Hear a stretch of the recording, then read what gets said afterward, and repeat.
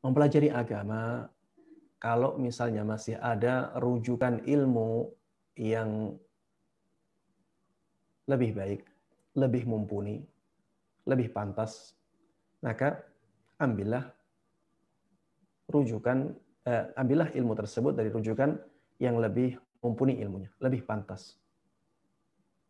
Karena ilmu agama itu tidak seperti ilmu dunia. Ya, ini yang harus digarisbawahi. Ilmu agama itu tidak seperti ilmu dunia. Kalau ilmu dunia itu bisa disamakan antara satu orang dengan orang yang lain. Selama dia hafal maklumatnya. Ilmu agama tidak hanya maklumat. Ilmu agama itu ada sisi maklumat, ada juga sisi keberkahan dari ketakwaan. Ketakwaan, keberkahan itu sisi yang harus ada pada ilmu agama. Kalau kita ingin mendapatkan ilmu agama yang benar-benar baik, ya, maka pertimbangkan sisi ini. Orang bisa jadi ya, cara penyampaiannya tidak mengasyikkan, ya, tidak enak. Tapi ilmu yang kita dapat dari orang tersebut lebih besar pengaruhnya pada diri kita daripada ketika kita mendengar ilmu yang sama dari orang lain yang cara penyampaiannya lebih enak. Karena memang sisi ketakwaan, sisi keberkahan ini sangat dominan dalam ilmu agama. Ilmu agama itu nurun. Ilmu agama itu cahaya yang Allah lemparkan kepada hati seorang hamba. Dan cahaya Allah Subhanahu wa taala ini tidak mungkin bisa didapatkan oleh seseorang tanpa ketaatan kepada Allah Subhanahu wa taala, tanpa sisi kesalehan, ketakwaan, ya. Allah Subhanahu wa taala tidak akan memberikan cahayanya ini kepada orang-orang biasa. Allah akan memberikan cahaya ini kepada orang-orang yang istimewa di mata Allah Subhanahu wa taala. Makanya kalau kita masih bisa untuk belajar agama dari orang-orang yang pantas, dari orang-orang yang mumpuni, mendalam ilmunya, dan tinggi ketakwaannya, maka carilah agama Islam, ambillah ilmu agama Islam dari orang-orang yang seperti itu.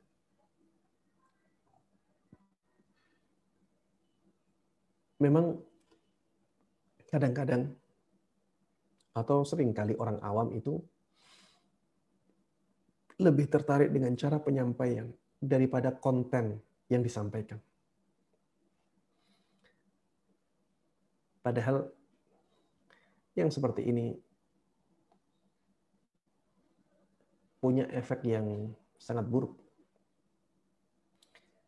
Karena di sana ada orang-orang yang punya retorika yang sangat bagus, tapi kontennya tidak bermutu, atau bahkan menyimpang. Dari sinilah kita tahu betapa pentingnya kita memilih rujukan ilmu agama yang tepat. Karena kalau kita tidak memilih rujukan ilmu agama yang tepat kepada orang-orang yang memang mumpuni ilmunya, tinggi ketakwaannya, maka kita akan mendapati maklumat-maklumat yang salah, maklumat-maklumat yang menyimpang, yang jauh dari kebenaran. Padahal itulah yang harusnya kita hindari. Kita sebagai seorang yang belajar, apalagi pemula, kita tidak punya penyaring yang kuat. Ketika kita melihat ada orang yang retorikanya bagus, kita akan mengira bahwa semua yang dia sampaikan itu benar. Kalau keadaannya seperti ini, maka jangan sampai kita mengambil prinsip yang penting itu yang dikatakan, bukan yang mengatakan. Jangan sampai kita mengambil prinsip ambil baiknya, buang buruknya. Itu bukan kelas kita. Kelas pemula, ya, itu kelas melihat siapa yang mengatakan. Ya. Fanzuru amman ta'khuduna dinakum. Ini sangat cocok bagi pemula. Lihatlah dari siapa kalian mengambil agama kalian. Adapun undur man qal, undur ma qal wala tanzur man qal. Lihatlah apa yang dikatakan, jangan melihat siapa yang mengatakan. Maka ini bukan kelasnya orang awam. Ya, ini bukan kelasnya orang awam dan ini akan berpotensi menyesatkan banyak orang yang tidak punya dasar agama yang baik. Dan dalam masalah ini ya kita juga harus membedakan antara menjadikan seseorang sebagai rujukan ilmu dengan menerima kabar yang benar. Menerima kabar itu dari siapa saja, tidak ada masalah. Yang penting kabarnya benar. Orang kafir pun kalau menyampaikan kepada kita kabar yang benar harus kita terima. Tapi bukan berarti kemudian kita harus belajar dari dia. Tidak. Apalagi dalam masalah agama. Nah, justru tidak boleh. Maka kata-kata ambil baiknya, buang buruknya, itu sebenarnya lebih tepat untuk kita terapkan dalam masalah menerima kabar berita. Dan ini sangat tidak tepat ketika kita terapkan dalam masalah belajar ilmu agama. Ya. Kalau kita sebagai orang awam belajar ilmu agama, terapkan perkataan para ulama salaf. Inna hadzal ilma dinun fanzuru amman ta'khuduna dinakum. Sesungguhnya ilmu agama ini adalah agama kalian. Maka lihat dari siapa kalian mengambil ilmu agama ini. Ya, mudah-mudahan bisa difahami dengan baik ya. Mudah-mudahan bisa difahami dengan baik. Kalau kita niatnya belajar, maka cari rujukan ilmu yang mumpuni ilmunya, yang ahli di bidangnya. Walaupun kadang-kadang penyampaiannya tidak seenak orang-orang yang tidak ahli. Ya. Orang yang punya dasar ilmu yang mendalam, itu biasanya memang penyampaiannya kurang enak.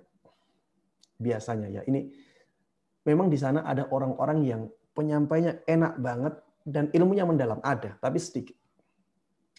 Sedikit. Itu orang-orang yang istimewa. Banyakan orang yang mendalam ilmunya, itu cara penyampaiannya tidak enak. Kenapa? Karena dia harus berhati-hati dengan kata-katanya. Dia harus memilih kata-kata yang menurut dia benar-benar pas. Ya. Diksi-diksi yang dia pilih harus sesuai dengan pengetahuan dia. Dan semakin rumit pengetahuan seseorang, semakin dalam pengetahuan seseorang, dia akan semakin sulit untuk mencari kata-kata yang tepat dalam menyampaikan ilmunya. Makanya seringkali orang-orang yang mendalam ilmunya ketika ngomong, ya tidak seenak orang-orang yang jahil. Karena orang-orang yang jahil, dia tidak banyak berpikir tentang diksi-diksi atau kata-kata yang dia sampaikan. Makanya dia seperti bebas ya dalam menyampaikan retorikanya. Tidak ada beban, sehingga lebih luwes. Tapi biasanya ya ilmunya malah kurang. Atau bahkan kata-katanya tidak tepat. Ya. Saya ulangi, tidak semua orang yang ilmunya mendalam, kemudian tidak enak penjelasannya. Tidak. Ya. Ada orang-orang yang sangat mendalam ilmunya, ketika menjelaskan juga enak, tapi itu orang-orang yang istimewa. Biasanya sedikit. Ya. Adapun orang-orang yang kebanyakan ketika ilmunya sangat mendalam, maka biasanya penjelasannya agak berat. Ya. Apalagi apabila didengar oleh orang-orang yang awam. Allah Ta'ala. Makanya di sini kita butuh sabar dalam menuntut ilmu agama dari orang-orang yang memang ahli di bidangnya. Ya, sama dengan kalau kita belajar kedokteran. Kalau dia benar-benar ahli dalam kedokteran, itu kita akan mendapati orang tersebut hati-hati dalam bicara masalah kedokteran.